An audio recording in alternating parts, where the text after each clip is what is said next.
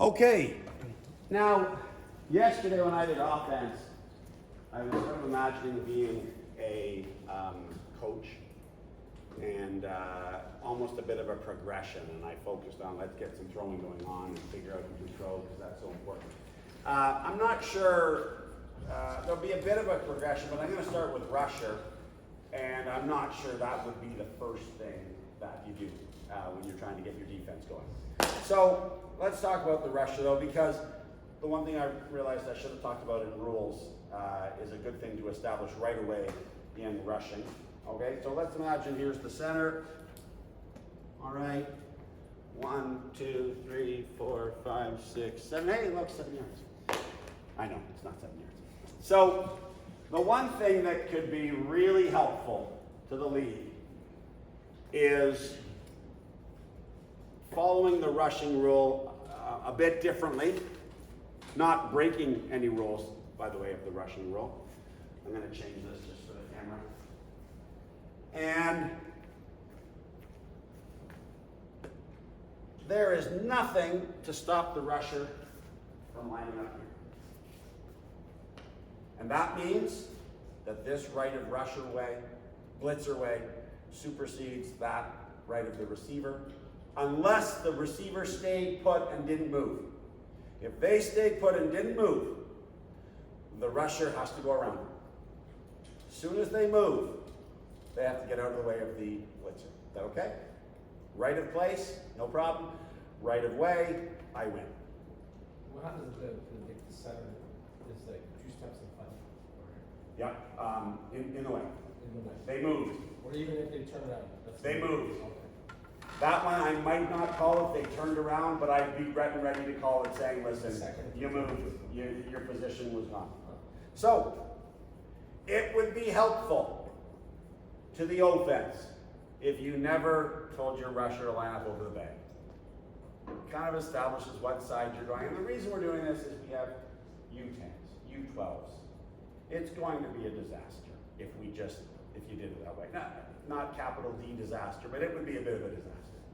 Center's going, I don't know what's going on. You're never having enough trouble just snapping the ball to then get out of the way. So line up a yard or two outside here. That's all we're asking for the blitzer. Just don't line up over the center right away.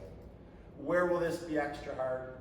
Near the goal line, where everything gets a little more ramped up and you're going, why don't we just, screw them. And on offense, help out by leaving a gap that allows the blitzer to have a clear path to where the quarterback's going to catch the ball. And understand that you're trying to be very careful. This does not mean that the center can't run a 2-yard out as we've talked about. This doesn't mean this receiver can't run a 2-yard in. Be careful if this person's, it may take a little coaching because this person kind of has to, if they're running straight, this person has to get out of the way before this person, but you can do it. But you're really prepared to coach up the respect for the rushers right away here. It just helps if they're declaring a side and you know what side. Rusher lines up, blitzer lines up over there, no problem, line up as close as you want. Maybe you just declare we'll never line up more than less than a yard away from the center. But that's my advice. You'll see it in these sheets saying a recommendation, NCAFA recommendation. Line up a yard on either side and leave a gap for the rusher. Again, that doesn't mean you can't run a quick crossing path across the rusher's face, blitzer's face, blitzer. Okay. I like to practice lining up as a blitzer. Great chance on the offense to have a center, a quarterback, right? And to practice blitzing. At this time, I'll tell you that coaching up blitzers, also there are things to work on. I just this year started calling it from learning from a friend what they call it. And you might add a little more to what they're saying, but they call it green, yellow, or red rushes. Green rush, go hard. Go in fast as you can, try and take the flag. What do blitzers have to work on? Not hitting the quarterback.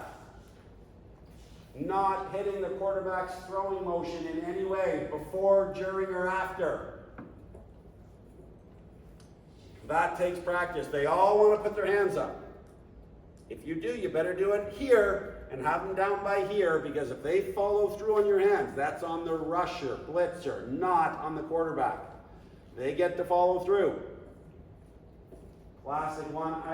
We haven't had too many injuries, but I just cringe because it's just such a vulnerable spot with the quarterback throwing on their elbow and doing some damage. You hit the ball.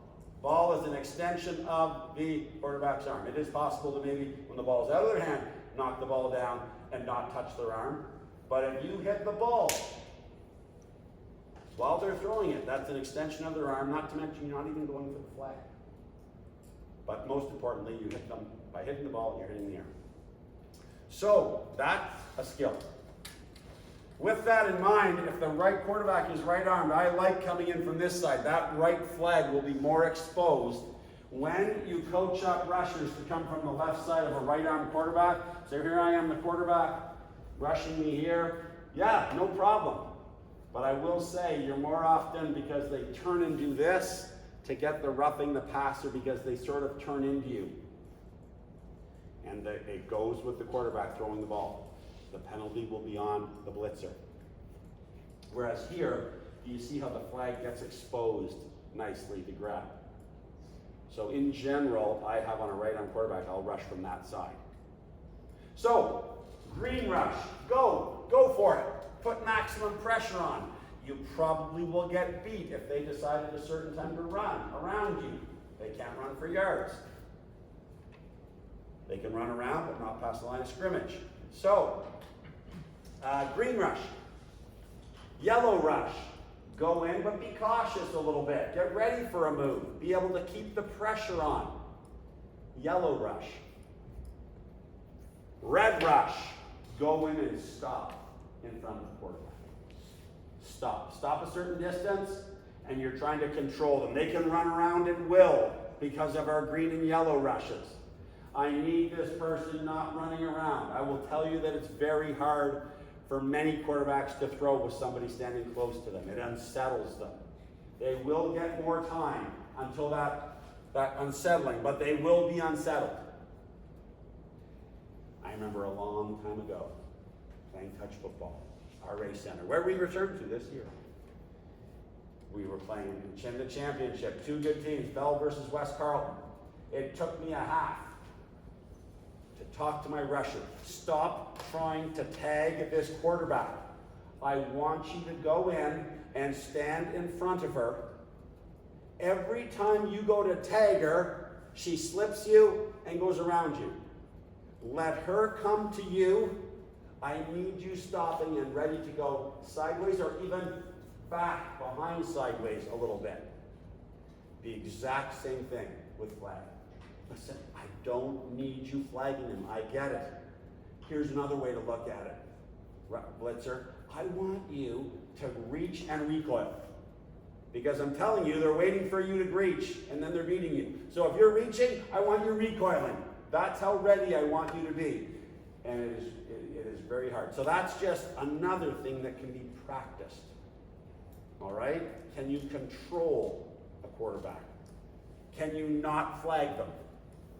All right? And feint them out and get them under pressure.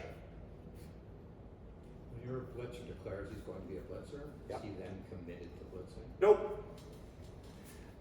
Now, I'm not saying this is wrong. I would hope at the youth level you don't line up two blitzers just to scare the bejesus out of the center so he can't run any which, doesn't feel they can run any which way. It's perfectly legal. I don't want to make it sound like at a world championship you might not do it.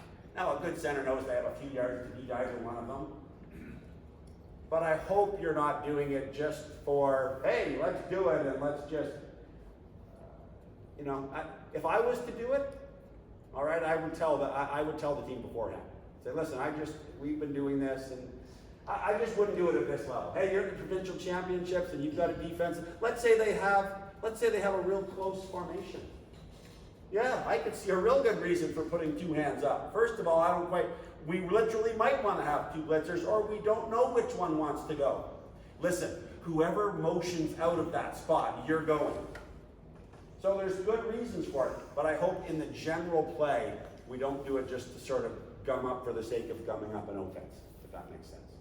All right? Right? But I'm not telling you not to. I'm not telling you not to, but I just, that to be where we're at in the spirit of the game, I wouldn't do that. But yes, you don't have to rush. Again, perfectly good reasons why you may want to line up two, and you may want to have only one go. Perfectly good reason for that. Okay? So, is that all right? Does everyone get a sense of the drills one could run practicing red, green, yellow? Start with lots of greens. They're going to get stepped around. All right? Start working on yellow. All right? I mentioned the red. There's levels of red too, you know, in the sense that I was mentioning how maybe you try but you're stepping back. Many people, red could be stand 5 yards in front. Some coaches would want that, you know, where you're a ways off. My red personally would be in around here. All right, but you also don't know the quarterback, you know, how good they are. So there is your rushing. Lots of great things. You know, the weather isn't very good. You know, you can always work on, does everyone know how to line up, how to be a blitzer? Do they understand what the 3 goals that we might have in terms of blitzing? So that's a great drill that can be done in a gym, can be done on a cold day. We have a rain day. I got all sorts of things I do on a rain day. We can't throw today. That's okay. We're going to learn how to huddle. We're going to learn how to do this. We're going to learn how to do that before that you need to do in football. Football is a heavy organization sport compared to some. Okay, so there is the blitzer. Okay, so now we want to talk to the DBs, and we want to get them going. Once again, folks, I'm giving you a lot. I'm not saying every level can get to all these things. You know, sometimes though, you just want to be ready for that day when you can get to a little bit more for whatever reason. You have more defensive players, or you're getting some extra time. So the big thing for a DB is how to line up and stand. All right, and most people talk about a slightly bent forward, all right, look of a defensive back, narrow stance, all right, standing slightly bent, all right. This leads to a back pedal, all right. My big coaching point before I do it is chest forward, butt back. And because of that, I'll do it with this perspective, all right. Here I am, and just backpedaling. Most DBs, coaches now, they don't have them flying backwards, because you're going backwards, being ready and engaged, dynamic to do something. You're going backwards because the receiver's going to run a pattern and you're going to chase them. You're going backwards to then come up to make a flag. You're going backwards because you're then going to turn and run deep and have deep coverage. Okay, so learning how to backpedal, again, here. Most kids, as they start leaning back, standing up a bit. Do you see that I'm ready to fall over? So my continual point is butt back, chest forward. Butt back, head forward. All right. Go faster than that, but not much faster. You're comfortable, you're getting back, you're getting ready to do something. So backpedaling. I'll have a drill where I have a line here, they backpedal, they walk across the gym a bit, 10 yards, 15 yards, and then they backpedal back, just a nice rectangle drill of backpedaling. Backpedal, walk across, backpedal, don't want any collisions or anything like that, walk across, work on their backpedal. Here I get a chance to critique them, all right? They're tipping backwards or they're too lean forward, that balance, that control. Then we'll do the same drill where they'll turn a certain way, and I want them to learn that I may want them to turn when running deep. So here we are backpedaling, we turn, all right? I like them to be able to, if needed, to be able to glance back in zone. You're gonna want somebody running deep and looking back to see what the quarterback and or receivers are doing. So that's something where, you know, if they turn and run like this, they're not keeping their speed up. So we work on turning and running. Look how my hips and shoulders are pointing in the direction I want to run fast, and I tuck my head back to see what's going on the offensive play. Okay? When you're doing man-to-man defense, you're generally going to turn to keep an eye on the defender. So in that case, which I'm not doing in this drill, I'm telling them to turn to where they can see me. I'll stand over here and I'll hold up fingers to make sure they call out so I know they're looking at me and perceiving what's going on as if there was a quarterback there making a decision. So I'll hold up and they have to call out 1 and 2 and make sure they see me, all right? You might just practice though, I've done this with receivers, just one receiver running a fly, but they have to choose a side of the DB. So imagine someone running at me and I'm backpedaling and the person runs past me here. I turn and chase, keeping an eye on the receiver. Turning from a back pedal is a key part of being a defensive back. That transition from backwards to forwards, doing it efficiently can be all the difference between being close to a receiver or having the receiver be open. That transition time is really important. More advanced, I'll start coaching up how they turn. If I'm turning and I'm planting on this foot, so I want to turn this way and this foot is up, watch how I can toe in so that I'm pre-turning with my foot before I turn and run. So here we go again. I'll see if I can accentuate it. Turn my foot, and now I turn faster, quicker, more powerfully. Let's say I'm having to turn when this foot's hitting. Now you may say, oh my God, it's gonna be that. But as you get higher, you're gonna be on this foot wanting to turn and run, or this foot. And to wait another step is that much longer. So let's say I want to turn when this foot hits. I'm going to reach across. First of all, I may toe a little bit here. So watch here, I'm here. Look how my foot has started turning. This is back pedal. Now my foot's here. And watch how I pull with this arm and drive with this arm to make the turn. This turn isn't as good as the other one, but I pull and rip across, and now I'm running in that direction. All right, so here we go again. I'm here, and I'm turning with this foot, and I'm going, or I'm turning with this foot, and I'm pulling and going and driving. So these are little things as you watch them, and you'll see their footwork isn't so good. They're choppy, they're going sideways. How can we do it in that line to get going as a defensive back? So we work on back pedal, we work on turn and run, a lot of turns and runs. You want to go to more? Now can we back pedal, turn and run on an angle when they're running a post? Here's what most defensive backs do. Receiver's going to come down here, and right about here they're going to cut and go right up the middle of this table.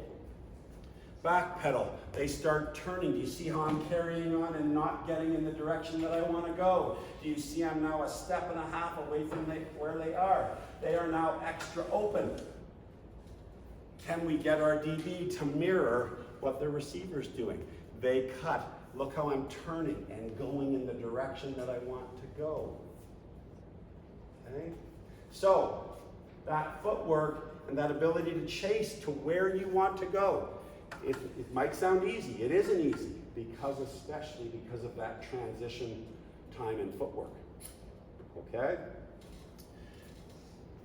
Now we want to work on coming forward. So I'll do some drills where we're backpedaling and maybe we just come forward. I like to work on a left or a right cut. So now we're going to backpedal and we're going to come forward. All right, and do a drill that way. I like to do a succession of these. It's one of my favorite drills for footwork. And what I'm going to do is I'm going to go back, come angle forward 45 or 30 degrees, and then I'm going to square up. I'm going to go straight back. We almost always backpedal straight for a number of steps. And then I'm going to angle forward again. I'm only going to show you two. The key is the square up. We want to go make a Z here. So my picture here would be we're going to go back, forward, square up, straight back again. So make a perfect Z.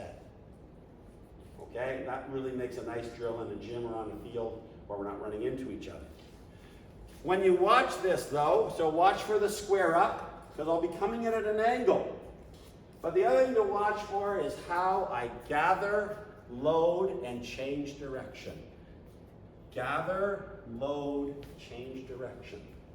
As opposed to pitter-patter, turn my feet this way, and take too long. So here we are, out here, we backpedal, load, change. I'm coming in at an angle now. Square up. straight back. I've done this as an X drill. Load and go forward. Square up, back pedal, load, go forward. Square up, back pedal, load, and go forward. I accentuate that load. They need to learn how to get their body parts moving.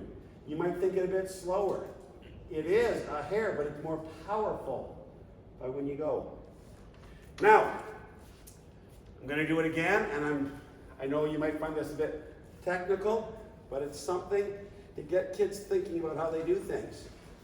I should be able to cut to my right or left on either foot. So it's kind of natural when I want to go this way to load on this foot and shoot, right? Push out from my left to go right. I can push off my right and go right in this drill. So watch how I'm going to load my inside leg. Load, go. Square up, inside leg. Load, go. Because as a DB, you want to be ready. Whichever foot comes up to chase after somebody. If you need another step, they literally talk about defensive backs as being one-steppers, two-steppers, three-steppers. There are no three-steppers in pro. There's one-steppers or two-steppers. One-stepper's good, two-stepper's not as good. That makes sense? You need 2 steps to decide where to go, or you need 1 step. If you're 1 step, you've got to be able to cut this way when this foot hits and go, or this foot hits and go. You've got to be ready with either foot.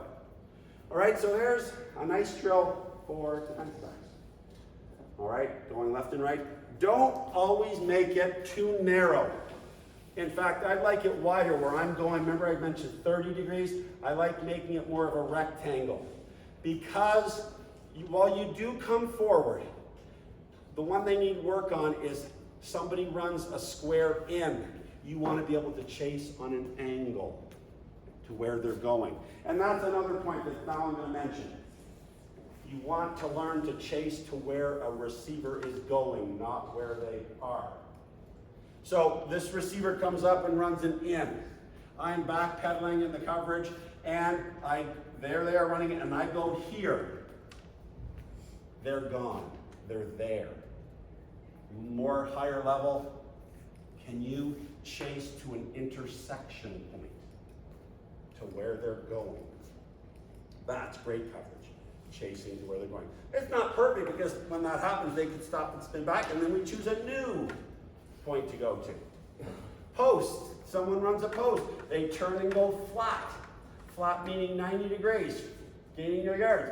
The post is gone. They have to turn and chase to where they are going if they want to cover well. Okay, so now we've done some drills for footwork. Cutting short, cutting up, cutting deep. Good to do all of these again with a football.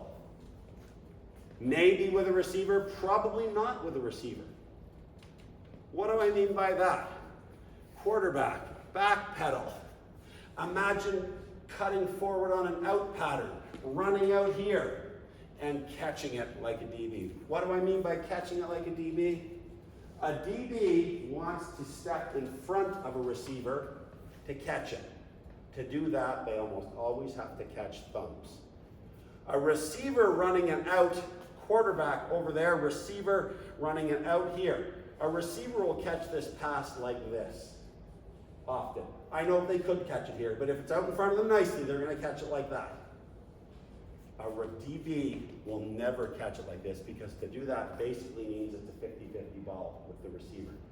A DB will break in and try and catch it with their thumbs catch, almost always. This is also good because you can knock down a pass or knock it down with 2 hands. So we practice catching like a DB.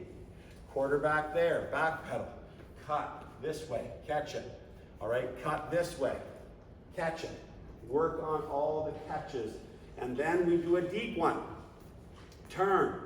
Back pedal, turn and run deep, keep an eye, throw a nice high, doesn't have to be a perfect throw. Can you go and get it as a DB? If you go like this, great, good, learn how to catch it. But you see how you're letting the receiver have a chance at it as well, as opposed to getting it before they do. We call it in high pointing, where you want to go and try and get the ball at the highest point you can catch it.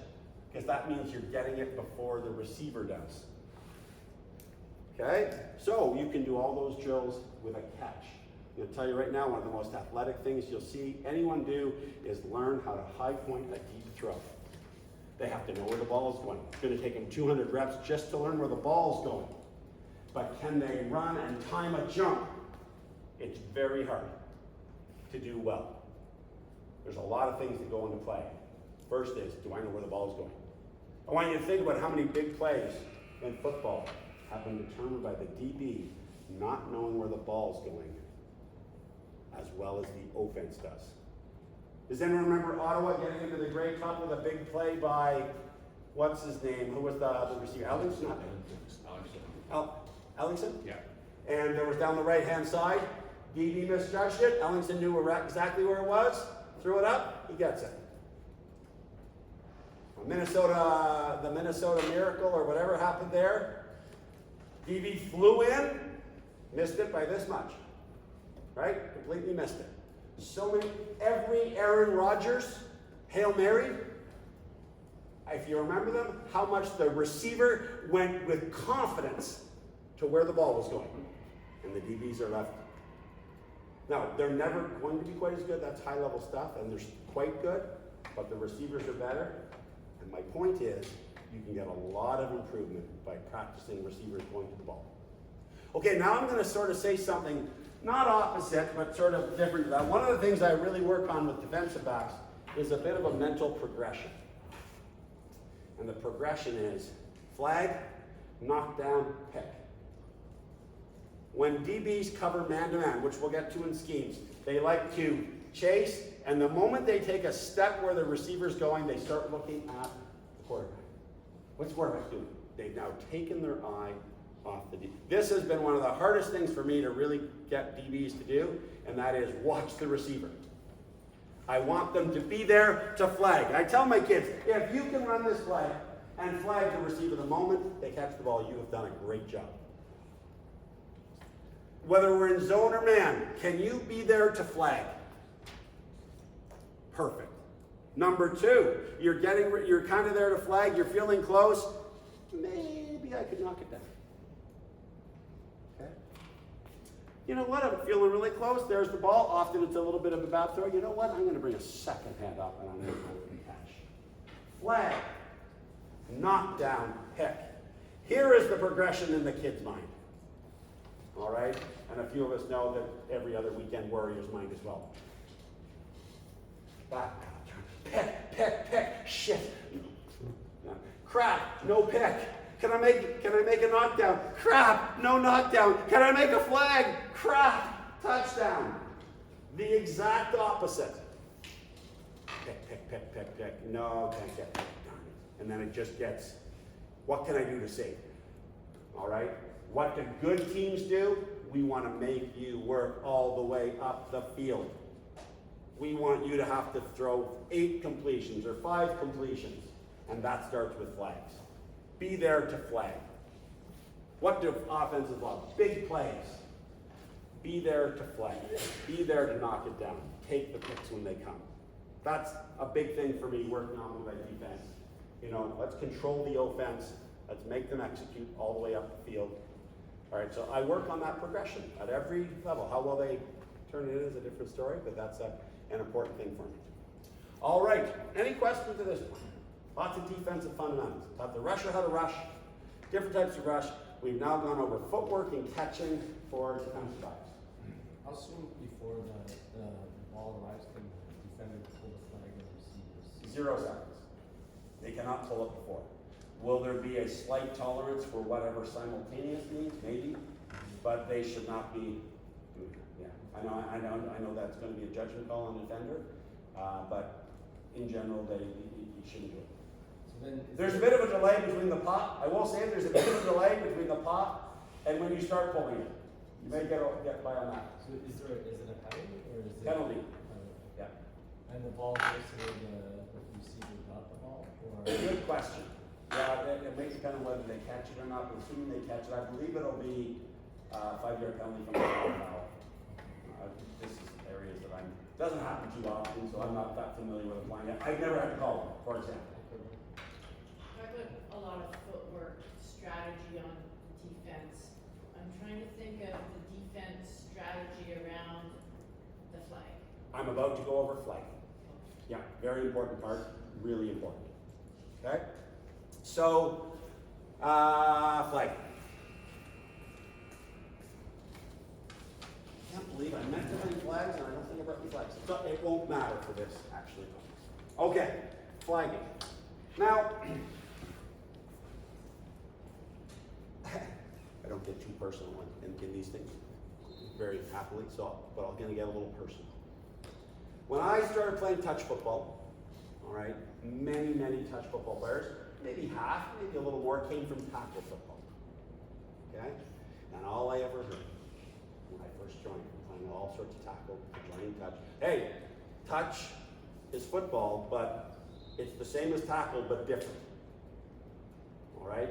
And it starts with the amount of contact. And as you play more touch, you start to get into the culture of there is some contact in touch, but it's not like tackle. And quarterbacking is similar in touch, but it is not the same as tackle. There's DBs, there's 6 or 7 defensive backs, similar to tackle, but it's not the same as tackle. Obviously similarities, but you could tell who was stuck in a tackle way of looking at it, playing touch, and I'm not even talking the contact, the way they structured their plays and did things. You could tell it was tackling, and then you could tell the teams that had played for 4 or 5 years and were fully understanding of the nuances. Well, I shouldn't say this because it applies to my coaches too. I get a little frustrated when I see every flagging drill so tackling instead of flagging. Now that'll come across on my video very well. Tackling and flagging. I see so many drills where lie on your back, you lie on your back, get up and run at each other. And flag. I'm not saying they're trying to hit each other. Hey, there's nothing wrong with that drill.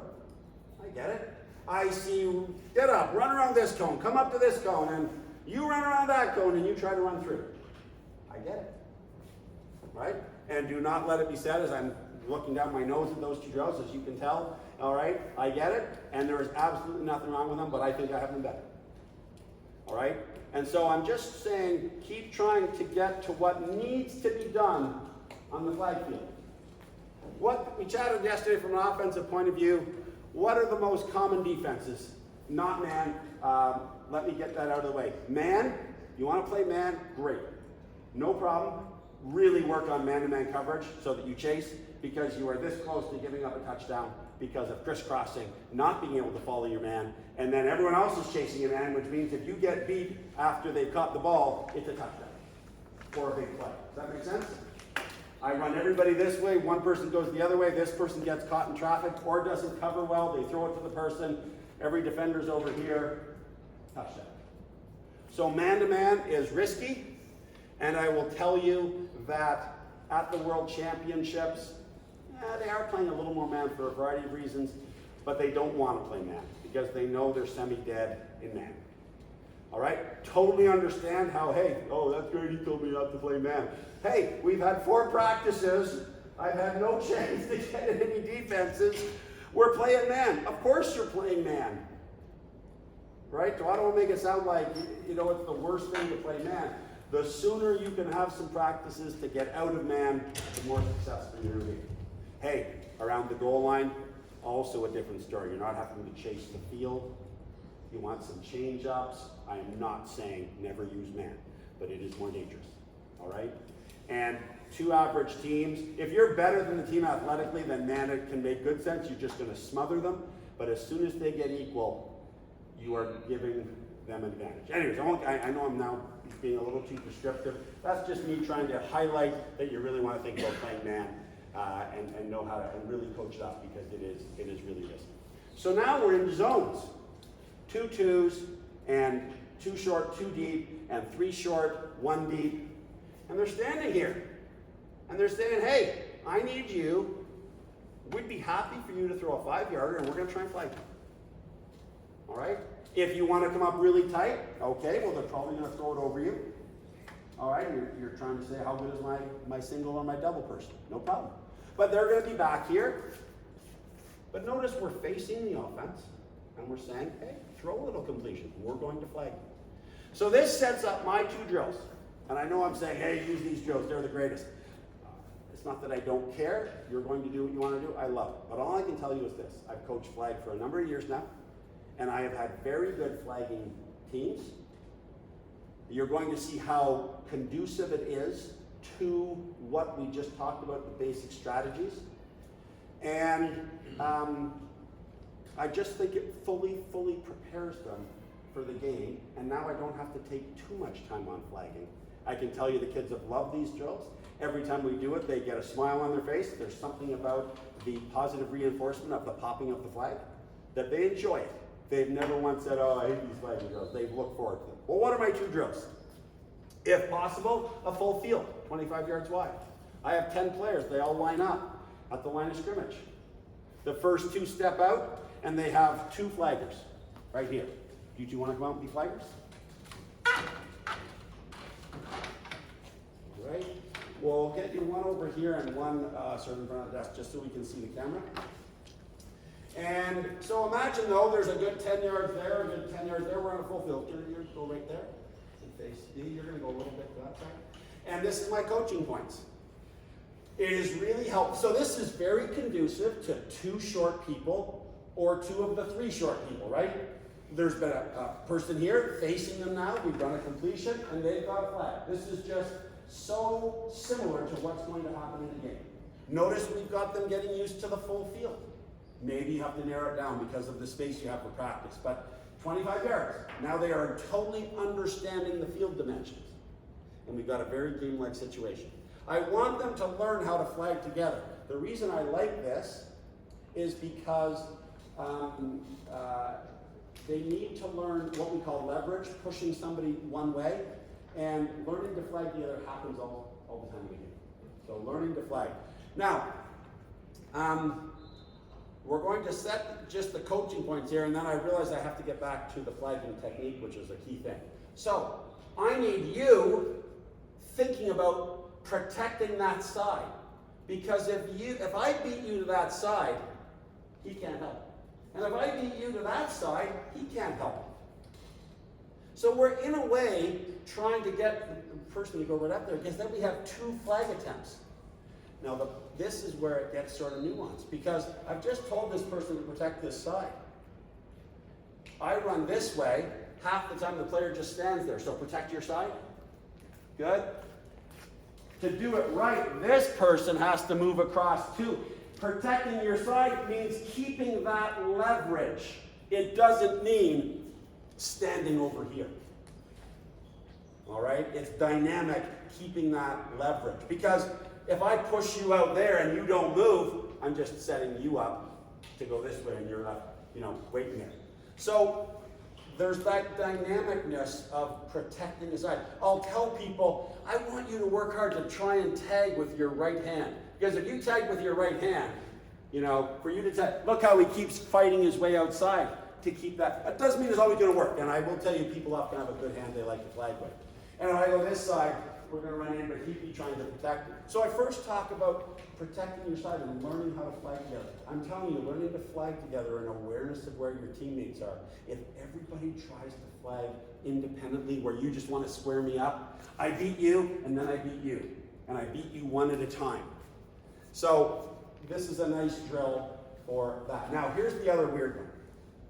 And this one will be kind of opposite to a degree for tackle. How many, I'm trying to run that way. Here we go, ready? Good job, guys. Good job, guys. How many yards have I gained on offense? 0. Who's winning, offense or defense at this point in the play? Defense. If I make them go sideways, defense is winning. Now here's, I know I'm being very stereotypical. Here's a tackling thing. Go in and get him. And you step forward, boom. When you come forward on defense, you become thin. And you do not want to be thin on defense. You want to be large. And what determines largeness? Your ability to go left and right. Now you might say, well, that's no good. If I don't come forward, I'm giving them yards. Well, to a degree, yes, I'm giving you 2 yards here. Like, defense is giving me a couple of yards. I am not saying come forward, don't come forward. I am saying come as far forward as you want while maintaining the ability to reset to go as left and right as possible. So if you were 10 yards away, I would want you to move up until you could get set and move left and right. And I'll even go a step farther, to move left and right and even past left and right. You see how I'm starting to chase the receiver down the field if they're getting past me a bit? If I only can go left and right, once they get here, do you see that I can't chase them if I can only go left and right? But if I have the ability to turn and go past left and right, I can chase after them. In tackle, we often come forward. There's a good reason for that. I've got a 290-pound defensive tackle right here. I've got a 290 defensive tackle right here. The running back, who's 240 pounds, is going to come through a well-defined slot of people. He is going to run me over, and he's going to get the first down. Step up. We know where they're going. That's the tackle. Perfectly good tackle philosophy. That is not happening here. This bulkier has to avoid you, and they have all the left and right space that you want. Move up, but they're ready because you have to move left and right. Okay? Have a seat, guys. Thank you. So, that's my big thing. If you want to be a sure flagger, be ready to move left and right. So that's my first drill. 2-on-1. I'll have 4 reps, or I'll flag every one of them. It's also nice because you're more guaranteed to get a flag, which means every player is getting more flagging, actually pulling the flag, because it's 2-on-1. And then I'll go to 1-on-1. And my favorite distance is 1-on-1 with 10-yard boundaries, not the whole field. You could go to whole field. You can go to 50, you can go to 20, go to 25, but I'll do 10. 10 is a nice amount. It's harder. You won't flag as often. You're trying now to move left and right. You're trying to get a chase, and I'll show you in flagging technique how you can set yourself up for a chase. And I'm even learning to use the sideline, because if I can push that person out of bounds, make them run out of bounds, that's as good as a flag. So 10-yard, whatever distance you want, get ready. Move left and right. You want to add a twist and that come forward? Okay, we're going to start you at 15. Who can flag the person the best? At the shortest distance. I can get up to 7 and then flag the person. Hey, here I'm saying never come forward. There are times when you know the person's slow and you are physically, if you want to come forward, but it's all from that knowledge. You know you have them under control.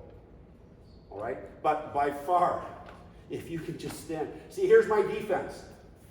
I have what's called a start distance and a play distance. Hey, listen, this only applies to short defenders. Deep defenders, you're always getting deep. Short, let's go 75. We've called the defense. Start at 7, play at 5. And that's my distance where we respond. Hey, the ball goes over my head, turn it on. Hey, the ball's thrown, let's go flag. So I have a start distance. I love 7. 7's a nice distance, got a nice buffer here. It changes around the goal line. Let's start at 3. Okay, let's go 35 around the goal line. We need to start. We're not giving them freebies. They're on the 1-yard line. If I start at 7, they're going to throw a 1-yard pass. It's over. So I have a start distance and a play distance for my short defenders. Okay, so that 2-on-1 I really like. 1-on-1 is a nice challenge. Let's talk about flag. We probably should have started with that first. To me, there are 3 4-ish flagging techniques. All right, come on forward. All right, so stay there. Walk past me as if you have flags. Flag guarding, that's good. I call this thumb up. Thumb up. Do you see that I have to scoop the flag off the body to get it? That makes it a bit more challenging. Thank you, back up. Thumb up, perfectly good. You'll find though you have to get between the shorts and the flag, which sometimes makes it tricky. Walk again. Thumb down. Do you see that I get to grab shorts with the way my hand is? And you can slap, I call it slap and grab.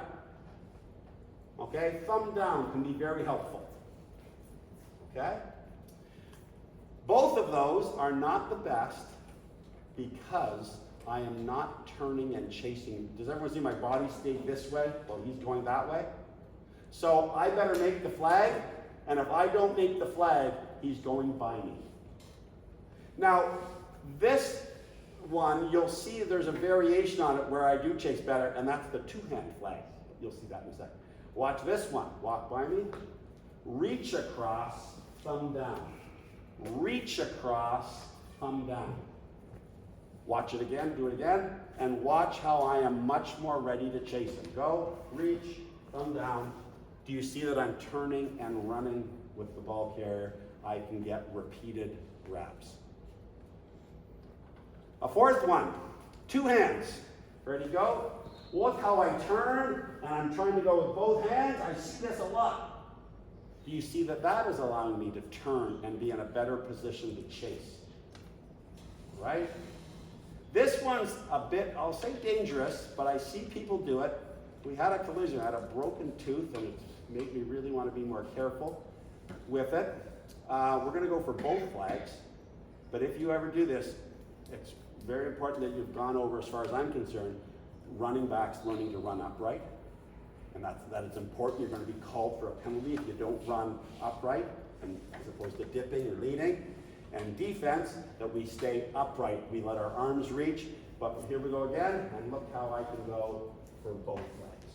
You see that danger for leaning in, and so you want to be careful and really coach it up, but here I can go. I've seen people go for both legs. And notice how I get to grab shorts when I do that technique. So there's 5 techniques. Hey, very common. Very common. I see a lot of people love that thumb down where they can grab. Not as common, but really well done when it's done. When people do it, be very good. I see a lot of two hands. The two hand can turn into, notice, I'm going to call it thumb up. Notice how the thumb up can turn into grabbing shorts. Oh wait, go by. If I turn my body, do you see as I'm letting go by how that thumb up is now a grab short? Where I've turned and ran with them. If I'm doing it this way and trying to get it early, I'm going to have to scoop it off. But as they go by me, it's now becoming, I can grab at it. So it's, that two hand is kind of the one hand turn with the person. Okay. All right, so 5 things. I try to get kids to work on those different techniques. Find the ones that work for you, but it's good to have multiple techniques and to work a little bit on not having to be one hand dependent. You'll see kids just one flag with one hand. All right, and that's, it is what it is. But I love having, and that two hand, that 2-on-1 drill is a great chance for people to try things, this or this. I will spend time in practice where we're doing just that with flags. Walk by me, try your different techniques, especially early in the season. Feel all of those techniques. Slow it down. What's the biggest problem there? They will want to run too fast. You just want the receiver to walk. Let people pull the flag. Yeah, so is that good, Sherry? Is that all right for, okay, lots on flagging there, lots to practice. The other aspect in flag, which I haven't worked on, but it comes up a lot, and therefore they in essence work on it, at the same time, in the 2-on-1 or the 1-on-1, I'm really talking with receivers about their moves. Work on your deep move. Step one way, go the other way. Work on your spin move. Work on your half spin, which I showed yesterday. So, deep, full spin, all right, and then the one that I feel gets used the most is turn the hips, square them up, turn the hips, all right, and it's all timing. And what's the key when you're on defense, when you've got hips that are disappearing and coming back into view? Can you turn and keep, because they're slowing down, right? As soon as they start spinning, they're slowing down. So can you get a couple of repeated grabs at the flag? That's going to be the difference. Because the good ones will time it. Just as you're going for it, oops, it's gone. How do you keep on the first? All right, is that all right on flagging? Any questions there? Okay, so I've mentioned I feel we've done well here going through fundamentals. Now we're ready for strategy. How are we doing for time? What time is it? 20 after? Okay, good. We're not, I think we're close. 20 after 3? 2, good. We'll be gone by then. Yeah, exactly. See ya. Defensive strategy. Before I get to that, I do like working on a huddle. Okay? We're now into areas where you're going to have your own way of communicating, and I'm going to show you mine, and it's worked really well. I used it everywhere, and no one's ever had a problem understanding it. But there's multiple ways to do it. Offense is coming this way. 4 defenders. I call my left outside lock. Left outside corner. I call my right outside rock. I number them 1, because I read a book from left to right, I number them 1 and I number them 4. Because we're going to use numbers or words to call defenses. This person, here's the way I do it with the kids, I know it's kind of goofy. This person is right inside, I call them Ricky. This person's Licky, but that sounds gross, so I call them Lucky. Okay? Lock, Lucky, Ricky, Rock. 1, 2, 3, 4. The rusher is not a DB, the rusher blitzer is a blitzer. They do not get, I might call them 5. Blitzer, Lock, Lucky, Ricky, Rock. I call my defenses by telling the people whose ever name I call, you're deep. Hey, let's go lock rock. Let's go lock rock. Who's deep? Lock rock. All right? Let's go lucky rock. Boom. They know what defense they're in. Now, in fact, we don't do that. I have done that, and then we work to numbers. Hey, let's go 14. 14. Who's 1, who's 4? Lock and rock. You're deep. Hey, let's go 41. The other team, you think they know what our defenses are. Hey, we'll call it 41. Who's deep? 4 and 1. Let's go 23. How do I call 3 short, 1 deep? Let's go 20. Or lucky defense. What are we playing? Lucky. Who's deep? Lucky. Who's short? Everybody else. Let's go Ricky defense. Let's go 30 defense. Is that okay on the, makes sense? You have some way of identifying what's going on.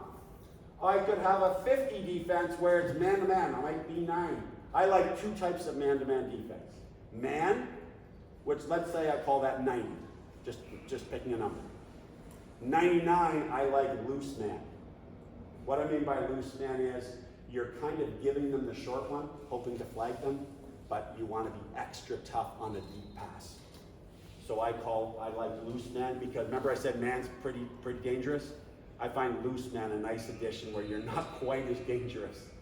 You know what I mean? Where you're just saying, hey, don't be jumping on any quick little move. You know, chase after, but under control and always looking for something deep. So, that's how I call my defenses. Now there's coaching up at that point. Okay? I'll get back to that. Let's talk about the huddle. I like them to huddle with the rusher standing there with their back to the line, and Lock's going to be here. And Rock's going to be over here. And Ricky's here, and Lucky's here. I like them getting into a huddle properly because I want to know as a coach who I'm talking to, and I want them to know who their partners are and their arrangement on the field. That's just me. I like them being organized. I like an organized huddle. Especially if someone comes in and I'm having a sub, I want them to know exactly where they are from the moment they get into the play. They know where they are as far as they've had to make a decision to really think about where they are on the field in that huddle. So there's the huddle. Called the defense. So, and now they line up. Now, I'm a little different from the average coach. We go in the huddle, we call 20. Most teams will take Lucky and they will move them back to whatever depth you've agreed on to start the defense. And you will say, okay, we're in 20. Maybe this is your main defense. Nothing wrong with that. 20, here I am, nice and deep, and there'll be 3 short people right in front. For me, I like lining up 4 in a line It's just, to me, I like them having us to not tell the defense what we're doing. I know you can line up in 3-1 and run other defenses perfectly good. I like lining up in a line, this person drops out, and my coaching point is Ricky, or let's say Lucky dropped out, Ricky has to know to slide to the middle a little bit because there's a hole where that person was. So we need to have that person, as the play develops, slide into that hole a little bit. So that's me. I can tell you that probably 75% of teams will have a 1-3. Your right outside, your left outside, your middle, your deep, Billy, Jenny, whatever.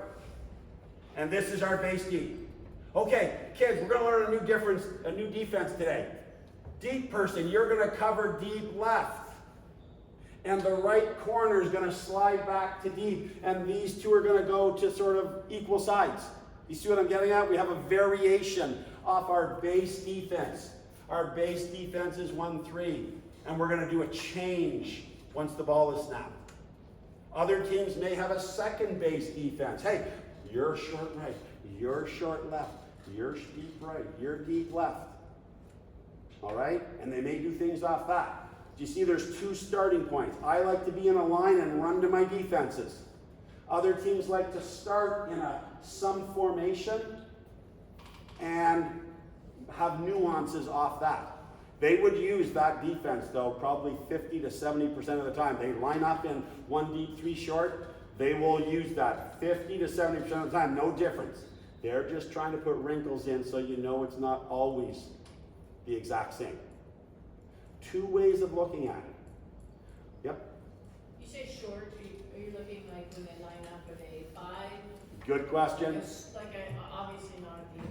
Yeah, so that's another choice. These are the nuances now. We've got this strategy, and you've got nuances to decide on. I told you that I like to give them a start distance and a play distance. So my short defenders know that we love 7, but we might line up at 10, 7, or 5, or 3, but we're almost always 7 for 80% of the plays, but they also know as play distance.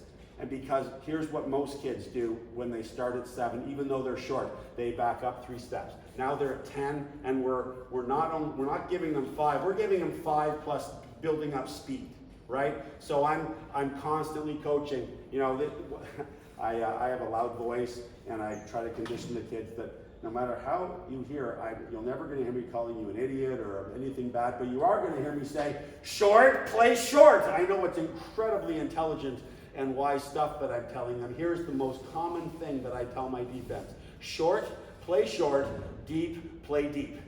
All right, I know it sounds really deep, but what do deep defenders do? They stand there and don't play deep. And what do short defenders do? They back up, and now we've got a blob in the middle and no one covering a damn thing except the medium pass, which they're not going to throw. They're going to throw short or deep. So I go, step up, or I go, play short.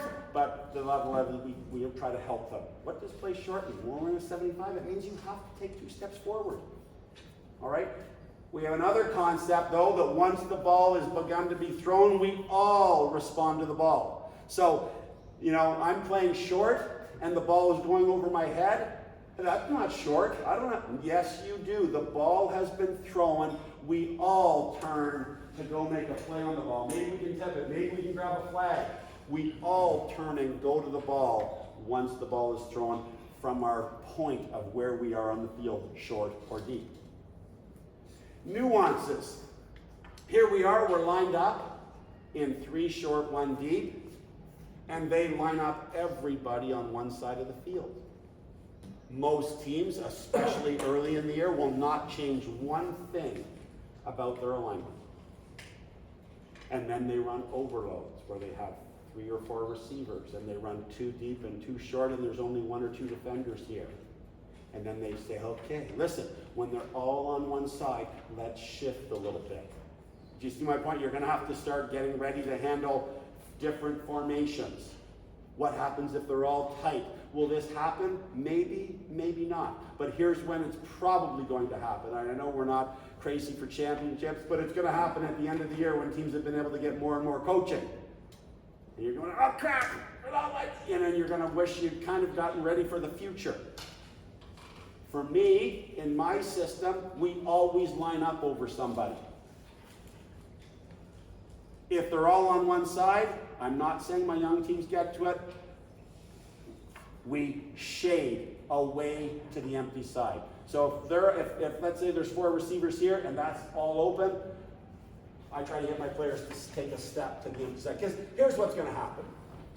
Whenever they overload one side, the first play they're going to run is somebody running a quick in or a handoff to this side. So I want my short defender just with a bit of a head start. And I coach up. Listen, you're short here. You've got to realize that your short zone is here all the way up here. So if anyone even sniffs or winks at going to this area, you are going.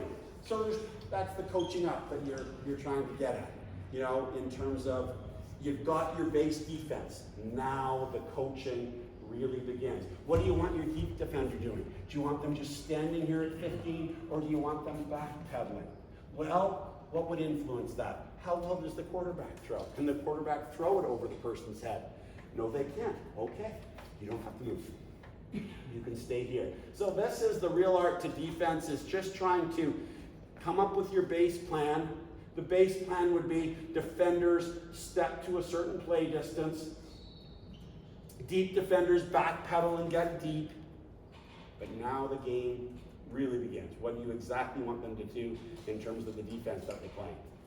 My short defenders, here's what I tell them to do. Move left and right.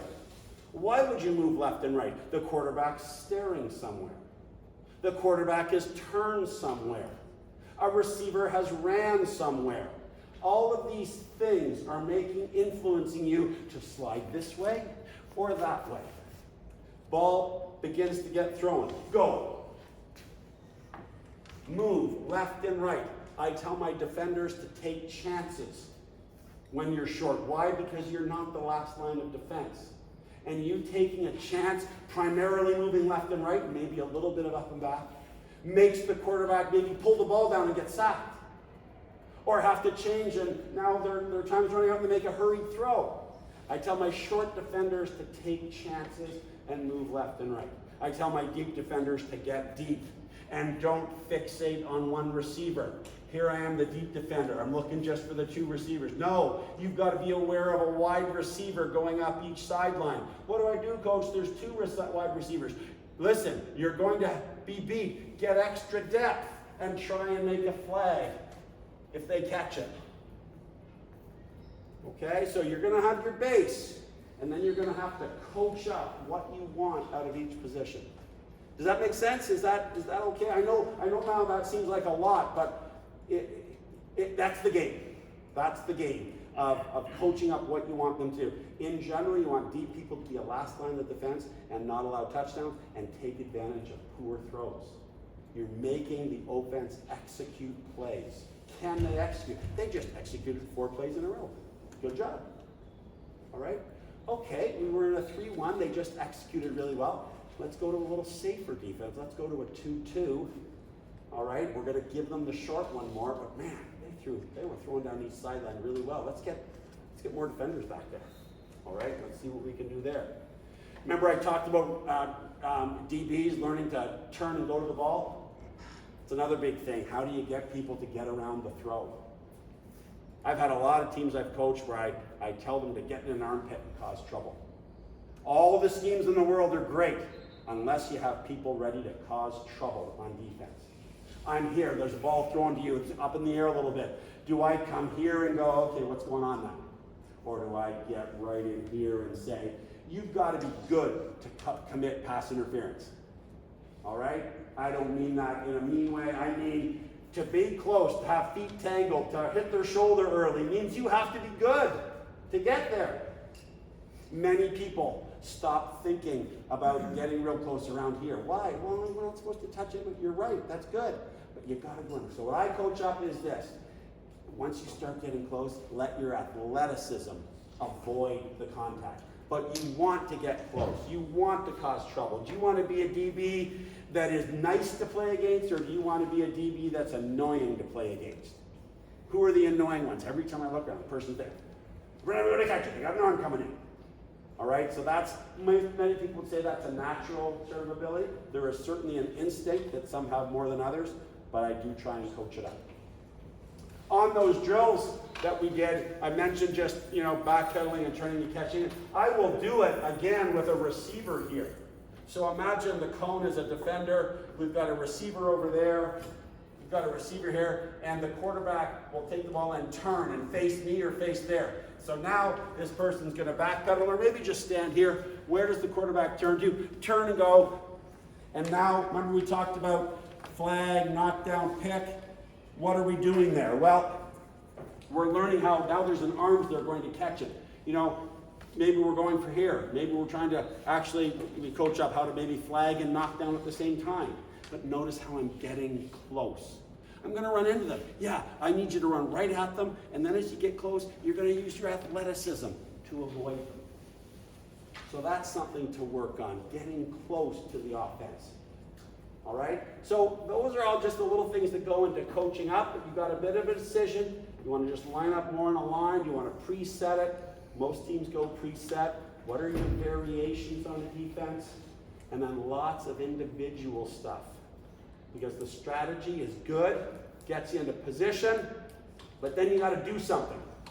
We've worked on the first, do something. Can you flag people? The next, do something. Can we knock things down? Can we move and cover as much ground as possible? Going deep or going left and right. And then can we cause trouble? All right? So there's a pretty good breakdown of what you're trying to do.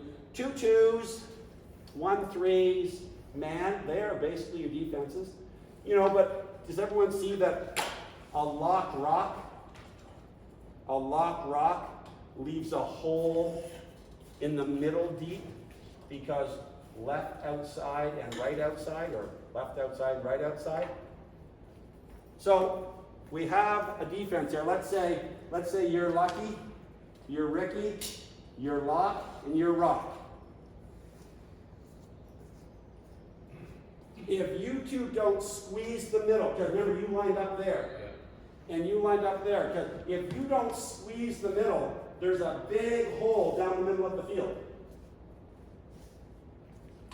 Now you two are short, and you line up in the middle, unless we're in a preset, where we line up in this box. But if we're in my version, you're there, dropping deep. You're there, dropping deep. If you don't squeeze the middle, there's a big highway down the middle. You are a little more vulnerable to the outside because he was there and left. In other words, we've kind of made a squared off V, but that leaves that open, and that open, and that open. So squeezing, I've got to talk to you two. Hey, it's not just your wide receiver going deep. You have to look for the inside person going deep. It's not just your wide receiver going deep. You've got to look for the center, let's say, going up the middle. Hey, it's not just, you might start here, but if that inside person runs through, start looking outside. So these are all the coaching points. You've got a framework that starts it, but there's coaching up, because every defense has a weakness, and every offense has a weakness.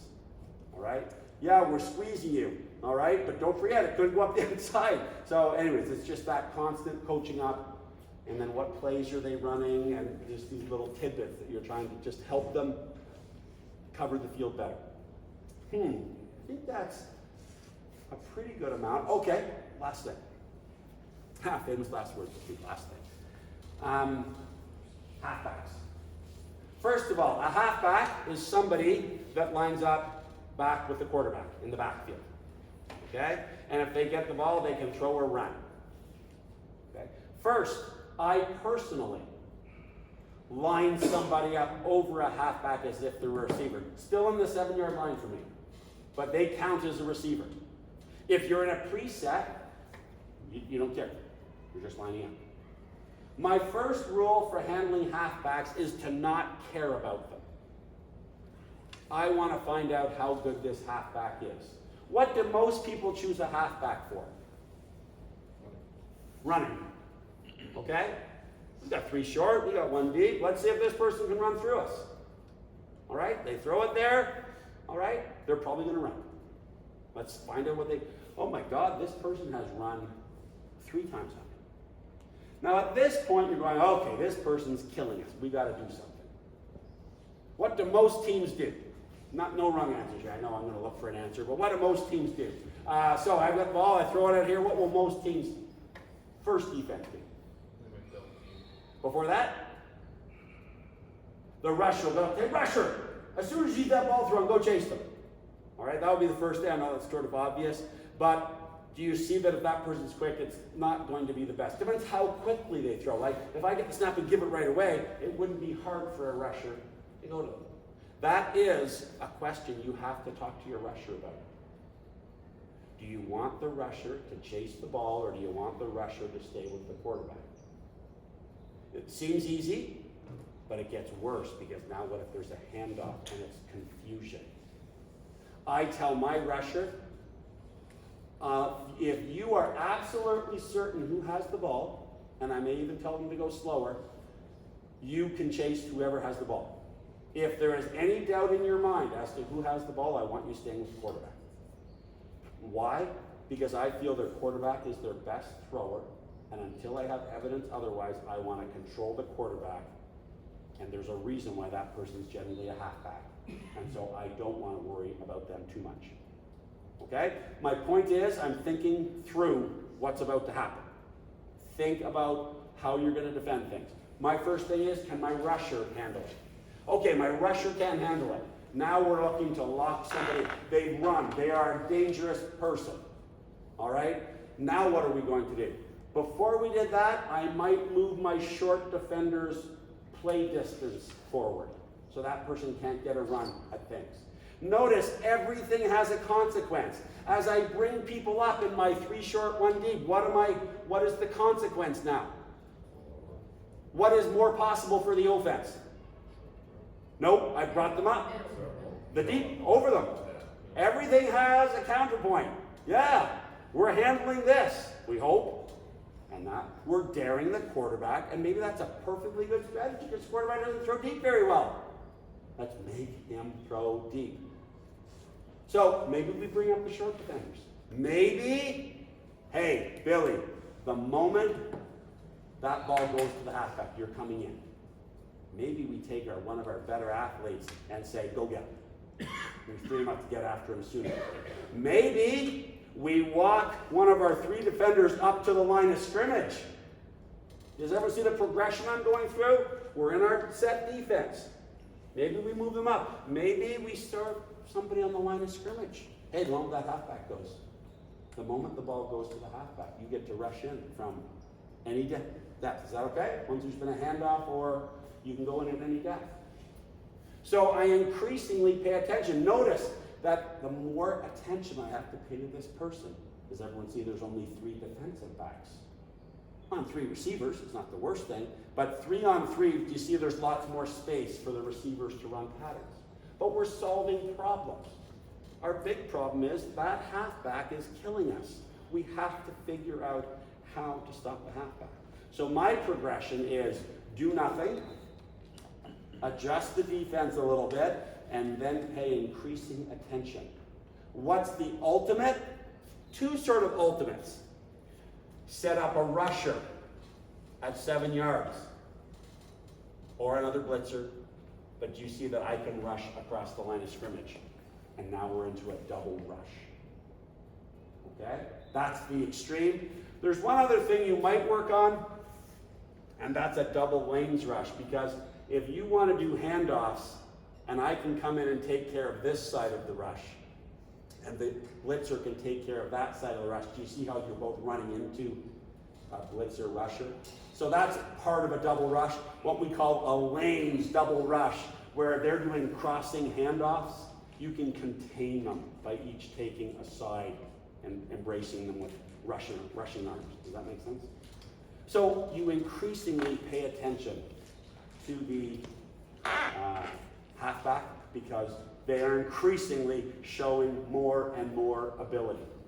And there's a problem if that person has a lot of ability, because he or she can run or throw. What type of rush will you probably need on a great halfback? What type of rush will you probably need? Control. Control what color? At least yellow and probably red. You're just trying to control them. You've got more instructions. I'm just trying to let you, I know it's a lot. What happens if the quarterback runs out for a pass? Coaching up your blitzer. Hey, you got to stay with that quarterback.